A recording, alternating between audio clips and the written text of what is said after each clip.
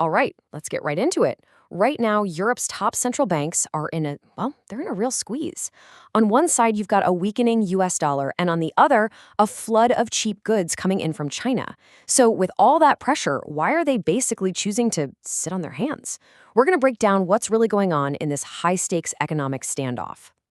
So, just so you know where we're getting our info, this whole breakdown is based on a really sharp piece of analysis by Paul Hannon. It was published in the Wall Street Journal on February 2nd, 2026. So, yeah, this is a fresh, pretty much up to the minute look at a very complicated economic puzzle. Okay, so here's how we're going to tackle this. First, we'll look at Europe's rate standoff. Then, we'll dig into the two big global pressures pushing on them, the weaker dollar and that surge of imports from China. After that, we'll see how the banks are trying to pull off a tricky balancing act. And finally, we'll look at the pretty uncertain road ahead. All right, let's jump into our first section, Europe's rate standoff. And really, you could call this the big wait and see game that these top central banks are playing right now.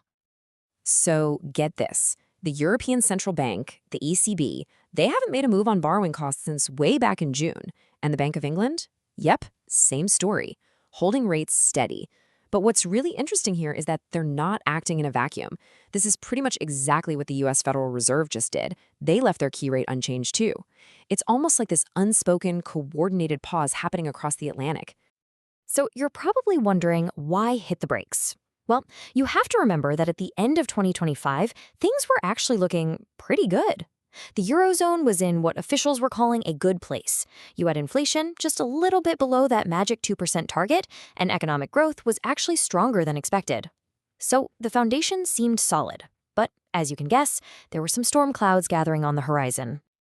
And speaking of those storm clouds, that brings us right to the first major outside pressure, the weaker dollar effect. This is such a great example of how something happening with the US economy can create huge waves all the way over in Europe. Okay, so let's break this down. How in the world does a weak US dollar end up pushing inflation down in Europe? I know, it sounds a little backward, but there's a really powerful chain reaction at play here. This is how it works. Step 1. The US dollar gets weaker. That means, by comparison, the euro gets stronger. Now, a strong euro sounds great, but it's really a double-edged sword. On one hand, yeah, it means goods imported into Europe. Think everything from your phone to the oil in your car get cheaper. Awesome for your wallet, right? But here's the flip side. It makes European exports more expensive for everyone else in the world, so demand for those exports goes down. You put those two things together, cheaper imports and weaker exports, and what do you get? Downward pressure on inflation, pushing it further away from that 2% goal. And hey, don't just take my word for it. This isn't some abstract theory from a textbook. It is a huge concern for the people in charge. You've got the governor of the Bank of France on the record saying they are closely monitoring the dollar's drop. I mean, he's basically telegraphing that whatever the US currency does could force their hand on interest rates. But wait, there's more. The dollar isn't the only global headache they're dealing with. That leads us right into our next big topic, China's import surge. This is the second major global force that's pushing European inflation down. So here's what's happening. Because of higher US tariffs, Chinese exporters are kind of scrambling to find new customers. And what do you do when you need to find new customers fast? You lower your prices. And they're doing it more quickly than in the past. So all of a sudden, you have this surge of cheaper imports flooding into Europe. This, of course, puts local European companies in a tough spot and adds yet another layer of downward pressure on prices and on inflation.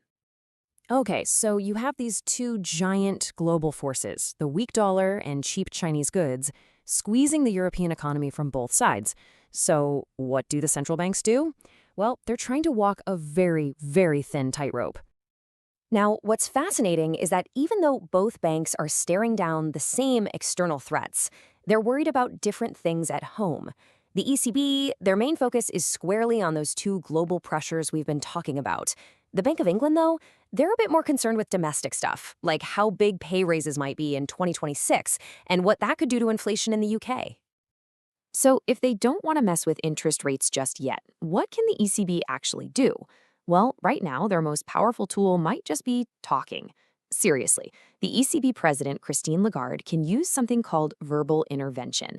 It's pretty much what it sounds like. She can go into press conferences and talk about how the euro might be too strong, hoping that her words alone will be enough to nudge the currency markets, all without having to make a big policy move. All of this together makes the future look, well, pretty murky. That brings us to our final section, an uncertain path forward.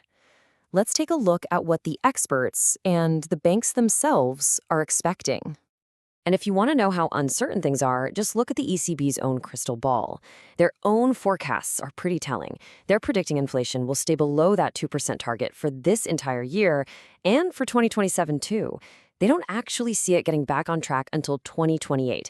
Think about that. That is a long time to be stuck in this low inflation environment. So, what's the next move? For the ECB, they're playing it cool, basically saying they're ready to move rates in either direction. Over at the Bank of England, it's a bit different. Most of them agree that rate cuts are probably on the way. They just can't agree on when.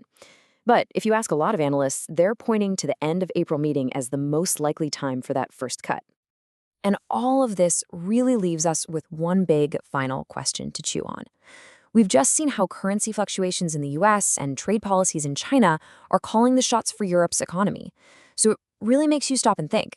In this totally interconnected world we live in, have these massive global forces become more powerful than the levers that central banks can actually pull? It's a huge question with no easy answer.